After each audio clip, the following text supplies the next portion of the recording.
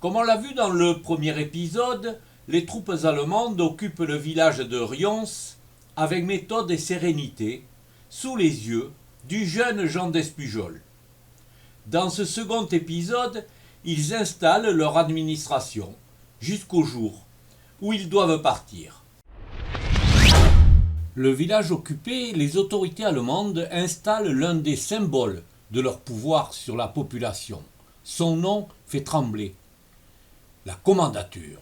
Leur PC avec donc les officiers, et lorsque justement lorsqu'un habitant dépassait les heures de circulation, ils étaient amenés dans ce bâtiment où ils passaient la nuit, et jusqu'à ce que les Allemands vérifient les dires et pourquoi ils étaient en retard, pourquoi ils avaient dépassé les horaires de circulation. Les Allemands s'installent où bon leur semble.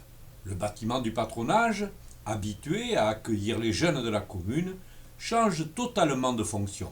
Et là, les Allemands l'ont réquisitionné et en ont fait le réfectoire. Les militaires se rendaient là le midi pour manger. Une présence quotidienne dans la ville et un procédé qui aura marqué Jean. Ils étaient présents, quelquefois on les apercevait en train de se laver à travers les pompes que l'on avait dans le village où ils faisaient leur toilette là, en plein hiver, torse nu, voilà, donc on les voyait, tout à fait, ouais.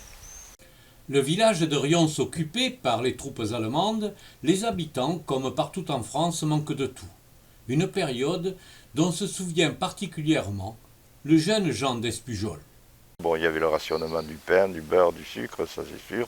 Malgré le rationnement, il y a quand même, les gens arrivent à se débrouiller, soit avec les commerçants, soit entre eux, les producteurs de volailles. Donc il y a un petit marché qui s'est instauré, ce qu'on appelle le marché noir. Hein. Les parents de Jean d'Espujol ne font pas exception à la règle.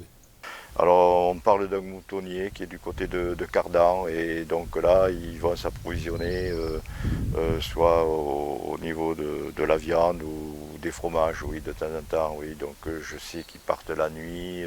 Pourtant, bien éloigné des considérations réservées aux adultes, Jean d'Espujol se souvient pourtant d'un événement dramatique, preuve de l'existence sur la commune d'une résistance à l'occupant.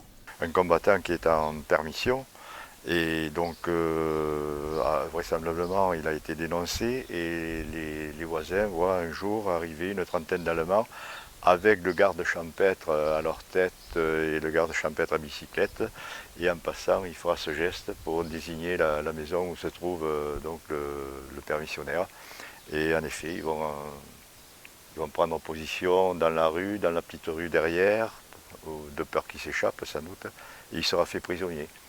Alors il sera fait prisonnier, il sera déporté et il aura la chance de revenir. Et puis un jour, c'est la surprise. Jean et ses copains jouent sur la place de la mairie. Ils assistent à un étrange défilé. Où l'on sortait de l'école peut-être à 11h30 midi, ou je ne sais pas par quel hasard on se retrouve sur cette place. Toujours est-il qu'en effet on voit les camions qui défilent, qui s'en vont, mais à grande vitesse en tout cas. C'est le souvenir que je peux avoir du départ des Allemands. Ouais. Ils partent, on a l'impression qu'ils partent précipitamment. Les choses vont quand même s'enchaîner, hein, qui vont marquer un tout petit peu l'histoire du village et de la région. C'est que les Allemands, sitôt partis, le maquis rentre dans Rions avec une traction. Précisément, là, ils arrivent dans la rue où nous étions tout à l'heure, à côté du cercle. Et les Allemands, je pense, sont encore très proches de Rions. Donc le maquis ne devait pas être très loin et c'était déjà prévu, quoi. Les résistants ne traîneront pas. Le garde champêtre, soupçonné de collaboration, disparaîtra sans qu'on l'on sache ce qu'il est devenu. Sa maison a été encerclée par le maquis et donc ils l'ont arrêté. Mais ça a été fait dans la foulée, quoi. Et les Allemands partis, ils n'étaient peut-être pas appaillés, donc le maquis était par là dans la région, quoi, et tout prêt à intervenir. Et donc ils arrêtent le garde champêtre et ils l'ont directement fusillés. On pense.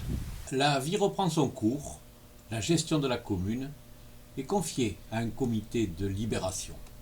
Pendant un an, c'est eux qui vont assurer le fonctionnement de la commune. Donc il y aura un maire d'élu ou de désigné par le préfet. Je ne sais pas trop comment ça se passe à ce moment-là.